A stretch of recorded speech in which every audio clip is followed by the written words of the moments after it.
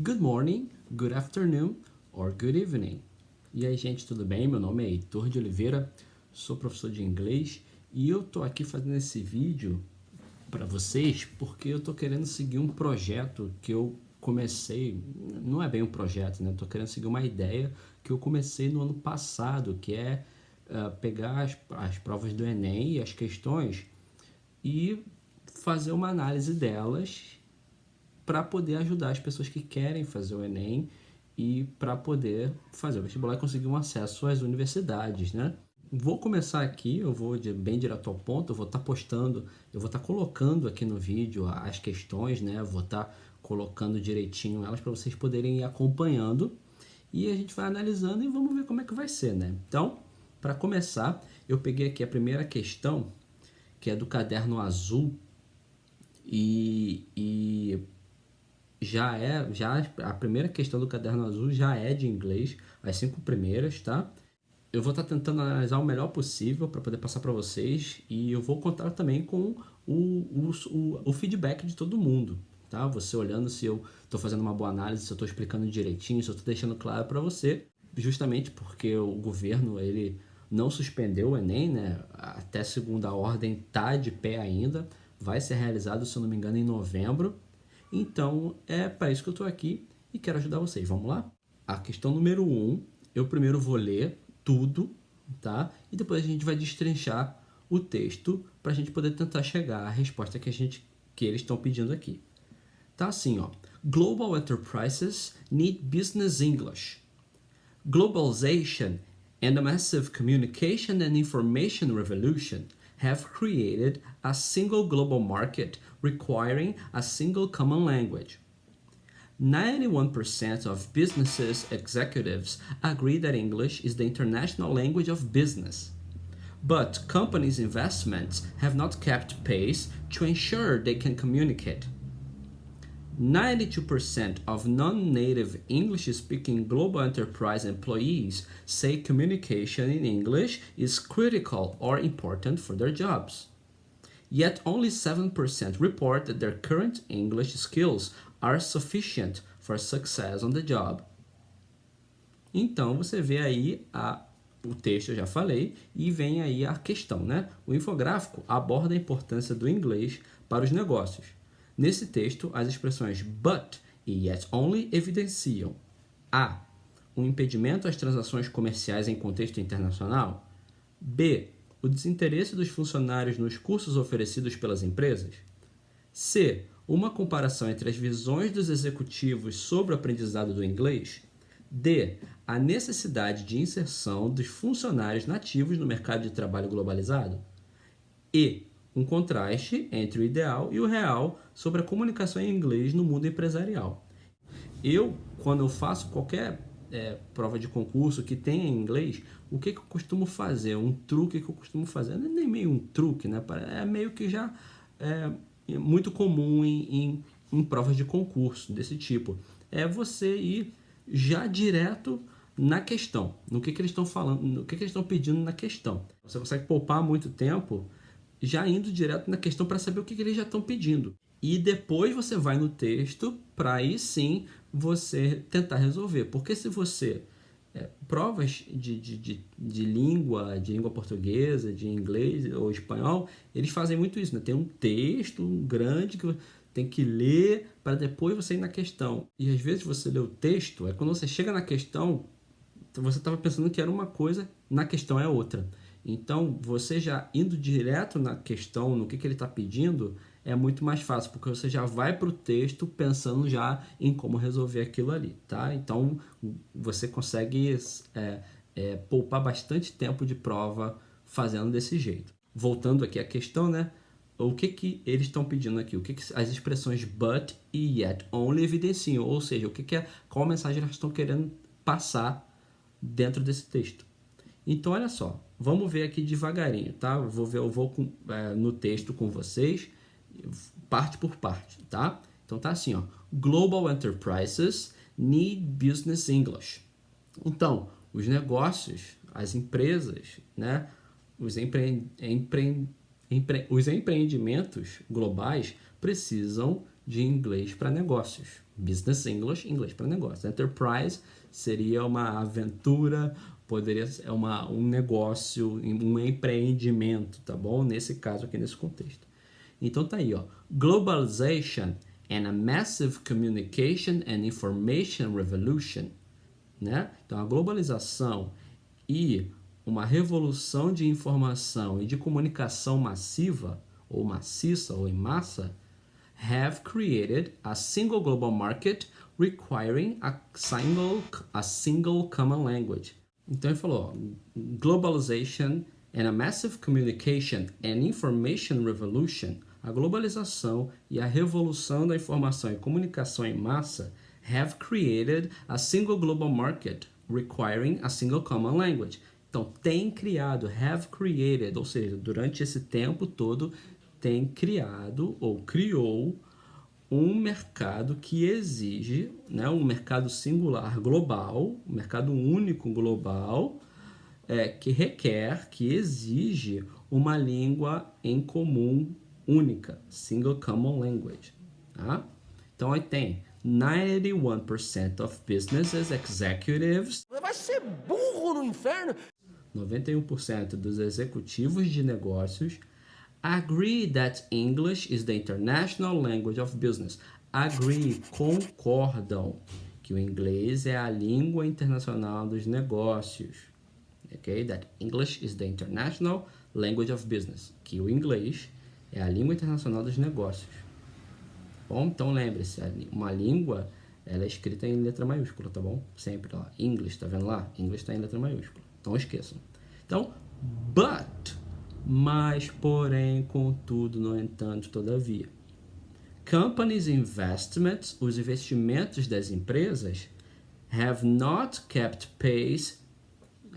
To keep pace é crescer na mesma proporção, não tem aumentado na mesma medida, tá bom? Have not kept pace to ensure they can communicate, para assegurar. O verbo to ensure é dar certeza, assegurar, tá?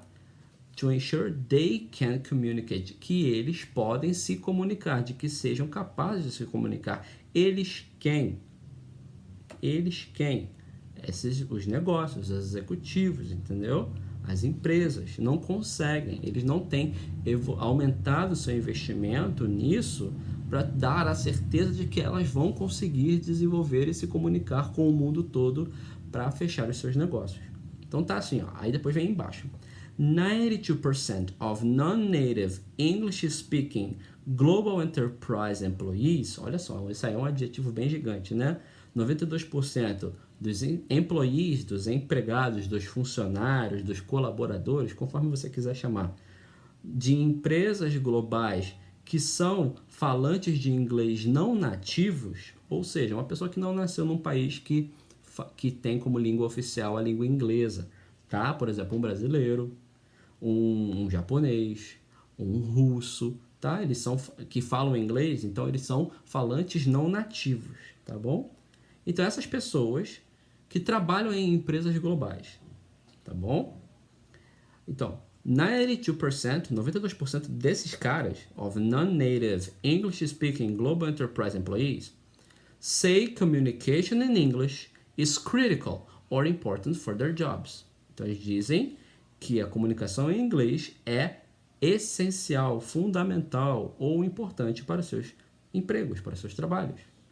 Yet only, ainda assim, somente, yet pode ser, em muitas situações, usado como but, tá bom? Yet é ainda que, ainda assim. Dessa forma pode ser mais também, entretanto, tá? Yet only, ainda assim, somente. O only é nesse caso de somente, tá bom? Só. Yet only, ainda assim, só 7% report that their current English skills, eles reportam, eles falam que as suas atuais habilidades em língua inglesa are sufficient for success on the job. São suficientes para o seu sucesso no trabalho. Ou seja, de 92% dessa galera de falantes não nativos de empresas globais, funcionários falantes não nativos de inglês dessas empresas, só 7% diz que as habilidades deles são suficientes para o trabalho. Ou seja, todo o resto, tá, acredita que não tem habilidade em inglês suficiente para desempenhar suas funções no trabalho. Então, agora que a gente tem essa noção do texto, vamos para a questão, né? Tá perguntando o que as expressões but, yet, only evidenciam, o que elas querem transmitir aí. Aí vem a letra A. Um impedimento às transações comerciais em contexto internacional. Tá falando de transação comercial, de venda e compra e transferência de dinheiro? Aqui não tá falando disso, né? Tá falando de Global Enterprises Need Business English. O texto já nem fala de transação. O foco não é esse. B. O desinteresse dos funcionários nos cursos oferecidos pelas empresas. Então ele fala aí, but companies' investments have not kept pace to ensure they can communicate. Na primeira não está falando que os investimentos das empresas não tenham, porém os investimentos das empresas não estão acompanhando de forma que elas possam garantir que elas possam se comunicar. E o yet only está falando que os funcionários acham que o inglês é importante, mas que as habilidades deles não são suficientes para o trabalho. Então a B não fala de desinteresse, falam que eles não estão confiantes, que eles acham importante, que é uma coisa que eles têm que ter, ou seja, estão interessados, tá? Mas que eles não têm habilidade suficiente ainda. Então não é desinteresse. C. Uma comparação entre as visões dos executivos sobre o aprendizado do inglês. A gente olhando, analisando, fala que na primeira sim, tem executivos falando sobre isso. Tá? Business executives agree, ou seja, os executivos de negócios concordam que o inglês é uma língua, que é a língua internacional. Mas nos segundos números ali, na segunda parte, não está falando que são os business executives, são funcionários de empresas. Então, não pode ser a C, não é comparação entre visões de executivos. Umas são executivos e outras são funcionários de empresas. Funcionários, assim, não no sentido... O executivo também é funcionário de uma empresa, mas são funcionários de menor grau, né? Na D, a necessidade de inserção de funcionários nativos no mercado de trabalho globalizado.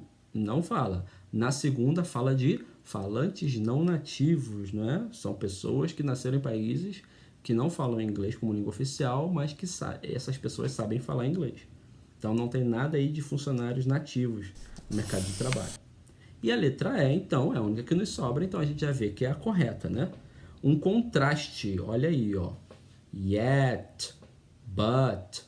Tem outras palavras que são iguais ao but, que é o however, notwithstanding. Então, são palavras que demonstram contraste. Entretanto, contudo, mas, todavia. São palavras que mostram contrastes entre frases, né? Entre orações, né? Uma fala uma coisa... Depois do mais, depois do entretanto, vem uma outra que contrasta, uma ideia meio que contrária ao que foi falado antes, né?